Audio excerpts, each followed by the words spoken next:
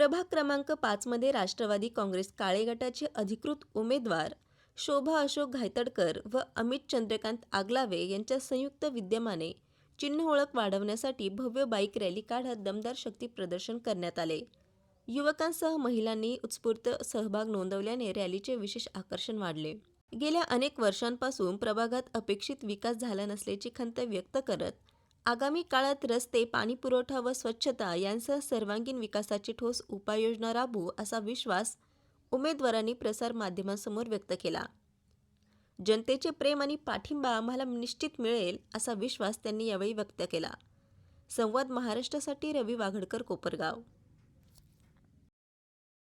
ही rally म्हणजे विकास rally, परिवर्तन rally, जे मागच्या काही वर्षापासून जे घडलं नाही ते ह्या वेळेस घडणार आहे। आशुतोष दादा काळे यांच्या मार्गदर्शनाखाली आणि काकासाहेब कोयटे हे नगर अध्यक्ष पदाचे उमेदवार आहे व प्रभाग क्रमांक 5 मधील श्रीमती शोभाताई म्हणजे माझे आई शोभाताई घायतडकर व आमचे मित्र अमितजी आगलावे हे राष्ट्रवादी पार्टी कडून उमेदवार आहे। तर काय झालं, ह्या प्रभागामध्ये कधी कामच झाले नाही। दादांनी विशेष लक्ष दिलंय या प्रभागामध्ये, म्हणजे इथे रस्ते, इथे हायमास लाईट आला, इथे पहिले लाईट रॅली कोणत्या स्वरूपात प्रभागामधून कोणत्या प्रभागातून आम्ही सुरुवात शारदानगर मधनं केली, मग वडांगळे वस्तीकडे आम्ही गेलो, त्यानंतर अन्नपूर्णा नगर, बागुल वस्ती, कालिंदी नगर, कालिका नगर, अंबिका नगर, नंतर परत शारदानगर। राष्ट्रवादी काँग्रेसकडनं तुम्हाला उमेदवारी मिळाली आहे, त्याबद्दल काय सांगा? पहिले तर आशुतोष दादा व सर्व राष्ट्रवादी काँग्रेसचे पदाधिकाऱ्यांचे सर्वप्रथम सगळ्यांचे आभार मानतो की आम्हाला त्यांनी यावेळेस आमच्यावर जो विश्वास टाकला व बरेच वर्षानंतर हे इलेक्शन लागलं नगरपालिकेचं, आम्हाला त्यांनी त्यामध्ये दोघांना, अमितजी आगलावे व मला म्हणजेच माझ्या आईला संधी दिली, त्याबद्दल सर्वप्रथम मी त्यांचे आभार मानतो। प्रभागाच्या विकासासंदर्भातले काय तुमच्याकडे विजन्स आहे, काय कोणत्या प्रकारचा विकास तुम्ही यापुढे करणार? पहिलं म्हणजे या प्रभागात रस्ते, ड्रेनेज, स्ट्रीट लाईट व पाणी झालं, अंतर्गत गटर झाले, हे कोणतेही काम झालेलं नाही। तर दादांच्या मार्गदर्शनाखाली हा परिसर म्हणजे प्रभाग क्रमांक 5 हा परिसर पूर्णपणे परिपूर्ण सोयींनी आम्हाला तो पुढे न्यायचा आहे। म्हणजे जसं साई सिटी झालंय तसंच आमचं शारदानगर पण आहे, इथे सुशिक्षित वर्ग आहे। अंबिका नगर सारखं तिथे साईबाबांचं मोठं मंदिर आहे, सगळ्यात जास्त तर तिथं म्हणजे लोकांना सगळ्यात जास्त त्रास काय असेल तर तो म्हणजे अंबिका नगर, रस्त्यांचा, ड्रेनेजचा खूप मोठा प्रॉब्लेम आहे।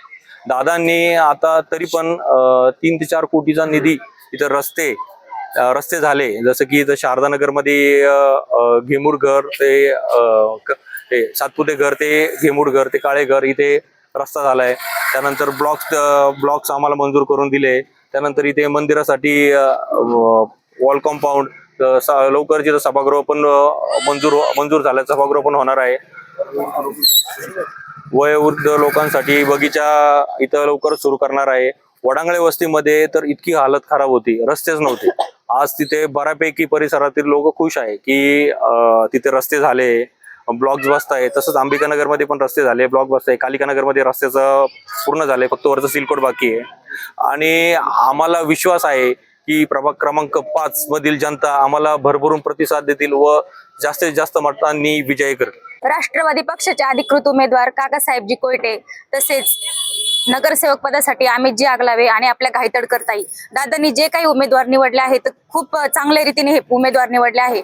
आगलावे सरांबद्दल सांगायचं म्हटलं तर कुठल्याही पदावर नसतानाही त्यांनी खूप समाजसेवा खूप केलेली आहे। त्यानंतर घायतडकर ताईंबद्दल सांगायचं म्हटलं तर डॉक्टरनी करोना काळामध्ये बऱ्याचशा गरिबांची मदत केलेली आहे आणि समाजकार्य पण ते करतायत।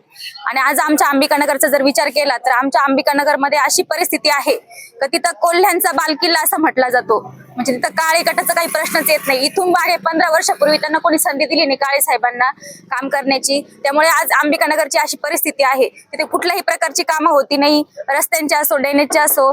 त्यानंतर सगळ्यात महत्त्वाचा प्रश्न म्हणजे अंगणवाडीची सुविधा। आज 0 ते 5 वयोगटातील जर मुलं बघितली आपण तर अंबिकानगर या ठिकाणी अंगणवाडी नसल्यामुळे LKG UKG ला मुले टाकावं लागतात. 7-8 हजार रुपये फी असते.